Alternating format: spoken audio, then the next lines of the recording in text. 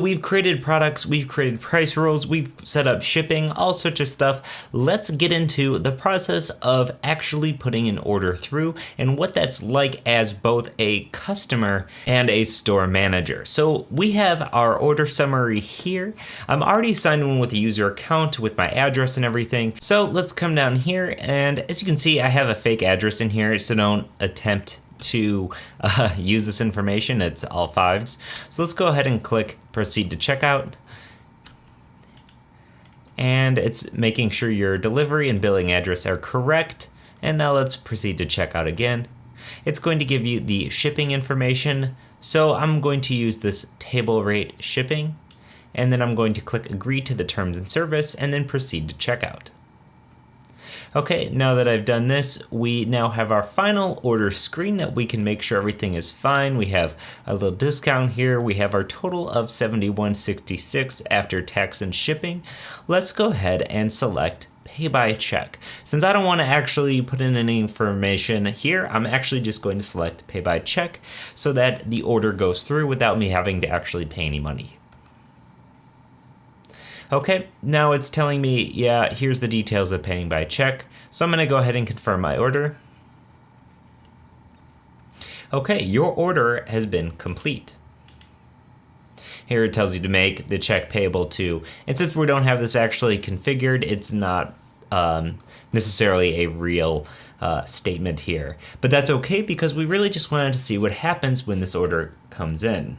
So as a store owner, on your dashboard, you would get a notification in your cart. And we click on this, you can see that there's a new order by Scott Tolinsky, order number 8 for $71.66, and it was placed a few seconds ago. So we'll even tell you when it was placed. And even from here, you can see all of your orders.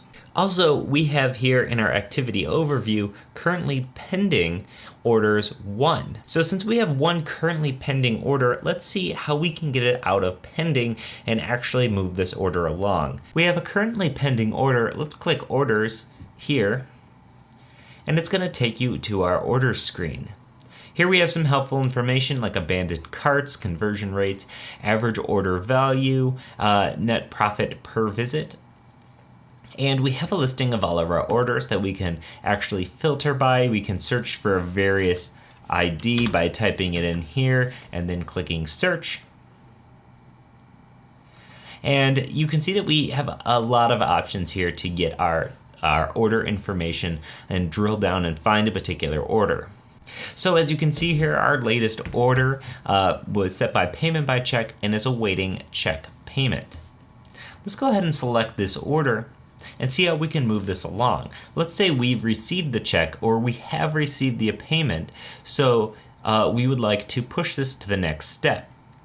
You can see here we have all of our order information. You can see here we have all of our orders information, and you can even see what's last happened to it. Basically, the order is at 0 pounds. It would tell us the pounds here. It's even going to show you a little bit of map where this person's address is. Since I have a fake address, it's really just giving me the general area of this zip code because this doesn't exist. But it will give you a nice little map and allow you to see where your package is actually going to. And same with the invoice address. Now we can come down here and see there's been no payments made on this. So since they have paid with check, we're going to want to change that.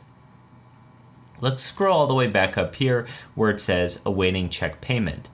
We want to change this status so we can say payment accepted. You could also have remote payment accepted, but let's just say a payment came in and it's been accepted. This way you want your staff to know, or maybe you just want to know for future that this product has been paid for, but it hasn't been shipped yet. So let's select payment accepted and click update status. Okay, as you can see, we now have this green payment accepted by Scott Tolinsky on this certain date. That way, if other people are looking at this order, they can always come back and see that this payment has already been accepted. And furthermore, if we scroll down to payment, you'll see that a payment by check with the amount of $71.66 has been added to our order. And we didn't have to do that, it just did it automatically when we accepted payment. Great, so now let's say the payment's been accepted. and an employee of yours is packaging this up to ready to be delivered, we can now actually move this into preparation in progress. So let's click update status. And now it's in progress, as in the order is getting ready to get shipped out. Now keep in mind you can skip to any one of these statuses from any one of these other statuses. Let's say you just pretty much shipped it out immediately and you didn't have to prepare it at all. You can actually change this right to shipped. So now it's been prepared, and we're going to come in, select, and say it's been shipped because we've sent it off. So let's go ahead and click update status. It's been shipped. So now we want to add a tracking code to our order. Well, we have the shipping tab down here, and it says that it's been shipped with table rate shipping, and there's an edit button right here. We can click and add a tracking number right here. Since I don't have one exactly, I'm just going to make up a number and click update. We now have a tracking number associated with this order. Now, depending on how you ship this, you can make sure that this order has been delivered. After this order has been delivered, we can go ahead and mark this as delivered and click update status. Now it's green, it says delivered, and the order is complete. So let's come back to orders. We can see that it is marked as delivered, and our total is now highlighted in green, stating that we've been officially paid. This transaction is complete. We can see our shipping slip or our invoice here, or we can view the order. Now, as you can see, there's lots to do within the order page. We've gone over just some of it, but we're mostly changing our statuses based on the status of what's happening with the product. Now, this isn't an automated process. We have to go ahead and mark this as shipped when it's shipped, and that's what's going to let our customer know that this product is in the mail. That way, they're not wondering if their product is going to arrive or when it's going to arrive, and they'll get notified that their product has shipped. So we've now completed our order process. As always, if you have any questions or comments,